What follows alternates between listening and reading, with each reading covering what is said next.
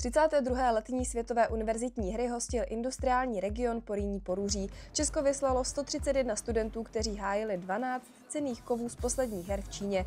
Při zahájení v Duisburgu odvedli výpravu Vojtěch Sýkora, člen zlatého basketbalového týmu z Čengtu, a moderní gymnastka Tereza Staňková. Kromě 5 měst na západě Německa pořádal 3 z 18 sportů 500 km vzdálený Berlín. Právě tam pro výpravu vybojovala první zlatou medaili Darina Nabojčenko na trati 50 metrů motýlek. Česká rekordmanka se zvládla poprat s pozicí favoritky a ve finále zaplavala čas 26 sekund 9 setin. Za vlastním maximem zaostala bezmála o 2 desetiny. Musím říct, že před tím startem jsem byla opravdu moc super, což mě trošku překvapilo, protože většinou jsem hodně nervózní, ale závodilo to super, čas je to taky super. Pořadatelé vůbec poprvé zařadili do programu her basketbal 3x3. V Bochumi oba české týmy postoupily do medailových bojů. Ženská čtveřice Eliška Brejchová, Kateřina Galíčková, Jessica Mout-Hybalová a Jindřiška Hrubá vyzvala o bronz USA a Češky brzy prohrávaly o 6. Ztrátu umazaly, ale minutu před koncem Američanky ve skóre znovu odskočily a Češky byly čtvrté. Taktika byla určitě nějaká akce na dvojku, což byla střela, ale nepadla, ale snažili jsme se bojovat do poslední vteřiny, ale bohužel to nevyšlo. Muži se poté utkali o bronz s domácím výběrem. Češi si po většinu zápasu udržovali mírné vedení a za stavu 2017 ukončil zápas za pískotu německých fanoušků druhým trestním hodem Štěpán Borovka. Společně s Adamem Růžičkou, Matějem Rechtickým a Dominikem Žákem vybojovali historickou medaili. Byli jsme takový polopostraný, máme tam mlaďochy, který ještě moc jako velkých zápasů neodehráli. Řekli jsme si, co budeme dělat, to jsme taky udělali a je to super, no. V žádném dalším kolektivním sportu česká výprava medaili nezískala. Ve čtvrtfinále prohrály mužská i ženská volejbalová reprezentace s favorizovanou Itálií. Ve stejné fázi turnaje skončily basketbalistky, které nestačily na Polsko, a také cesta za obhajobou zlata basketbalistů. S Litvou zažili hororovou první půli a prohráli o více než 30 bodů. V následujících zápasech o umístění dvakrát zvítězili a byli tak pátí. V Čengtu Češi zářili ve sportovní střelbě, nyní v Essenu v bojovém umění. Medailovou sbírku výpravy zkompletovala stříbrem taekwondistka Petra Štolbová. Ve váze do 62 kg procházela soutěží hladce, porážku okusila až v opatrném finále s Turkyní Ševal Čakalovou. S tou medailí jsem spokojená, protože já jsem před 4 týdny jsem si zlomila kost v ruce. Pro mě jako psychicky to bylo těžké být s tím jako v pohodě s tou rukou. Nejúspěšnějším sportem pak bylo judo se 3 bronzy. Medailovou šňůru odstartovala v kategorii do 52 kg Tereza Bodnárová. Ve čtvrtfinále prohrála s pozdější vítězkou Korejkou Yang Sejun na ippon. Zvládla opravy a i poslední náročný souboj. Valijevovou z Azerbajdžánu porazila na ippon a bronz ihned dojemně oslavila s trenérem. Absolutní euforii, to nejde ani popsat, prostě nádherný zážitek.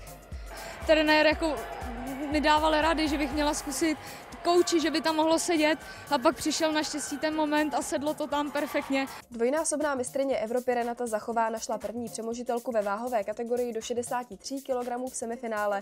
Nakonec zlatá Japonka Narumi Tanioka českou reprezentantku porazila v prodloužení na ippon. Zachová pak s domácí judistkou Viktorií Folger vyhrála na vazary a svou druhou univerziádní účast ozdobila bronzem. Před 6 lety v Neapoli byla pátá. Mně se povedlo hned z první akce hodit a jsem pak vlastně celý 3,5 minuty musela bránit, jakoby. Bylo to pro mě hodně náročný, bolí mě ruce a bolí mě celé tělo. Půl hodiny po Zachové přidal další medaili Petr Mladý. V semifinále podlehl na 3 tresty Japonci Keito Amanovi. O bronz v kategorii do 81 kg pak svedl mimořádně vyrovnaný souboj s Maďarem Tótem.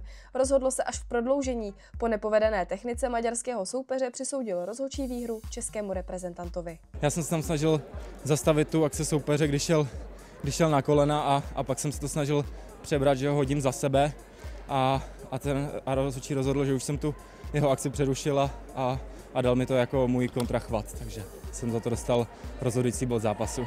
Jediný cenný kov pro tenisty získali nasazené jedničky smíšené čtyřhry Karolína Kubáňová a Jan Jermář, oba z Ostravské univerzity. V semifinále pár potrápil mix Yoshimoto-Friend. Hlavně Friend se svým dominantním podáním a téměř bezchybným výkonem podílel na výhře Japonců 6-1, 6-4. I tak Češi mohli slavit zisk medaile. Utkání o bronz se totiž v tenise nedohrávalo. Byli jsme připraveni na to, že budeme o tu medaili bojovat. Podařilo se nám to, že bronz samozřejmě mrzí, ale placku máme, takže jsme za to určitě rádi.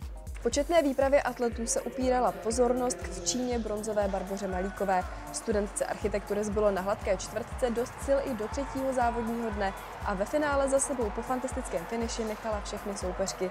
Sezónu uzavřela letošním maximem 51 sekund. Staral se o mě celý tým, vlastně Pavla Štoutková mi půjčila lymfokalhoty, potom doktor mi udělal masáž a chodila jsem horká studená voda, snažila jsem se spát hodně, dala jsem si nějaký regenerační, nevím, BCAčka, banán a všechno. No a dopadlo to, jak to dopadlo, takže dobrý. Trojskokanka Linda Suchá si novým osobním maximem zajistila první velkou mezinárodní medaili. Pátý pokus 13 metrů a 89 cm jí vynesl stříbro. Po dlouhé době se na hry kvalifikoval ve sportovní gymnastice celý tým. Ženské kvarteto bylo 11. a do finále se probojovala pouze Dominika Ponížilová na přeskoku. Bronz z Chengtu neobhájila. Celková známka 13 bodů, 166 000 stačila na 5. místo. Já jsem naprosto spokojená, protože jsem vlastně vylepšila svoji známku z kvalifikace, takže jsem skočila dneska lépe. Na to, že jsem ani nevěděla vlastně v pondělí, jestli budu závodit, tak super. Poslední víkend vyvrcholily v Duisburgu závody veslařů. Skifařka Anna Šantrůčková vyhrála rozjížďky i semifinále a přestože jí ve finále nevyšel start podle představ, postupně se propracovala do čela. Šantrůčková za sebou nechala i Němku Festrovou, 7. z olympijských her v Paříži a po 2 letech zopakovala zlato z Číny. S Alexandrou závodím už nějakých 5-6 let a je to poprvé, co mi podařilo předjet. Vůbec poslední z celé výpravy se na start postavila posádka Krištof Bláha, Radim Hénik, Jan Lasota a Martin Pfeiffer. 4 bezkormedelníka uzavřela působení českých sportovců na hrách v Porýní Porůří 3. místem. Celkem tak Češi získali 11 medailí, 3 zlaté, 2 stříbrné a 6 bronzových. Pro mě to je zatím největší úspěch v mé veslařské kariéře, takže to bude úplně nahoru nade všechno. 11 medailí je krásný výsledek, který jsem ani neočekávala, musím říct.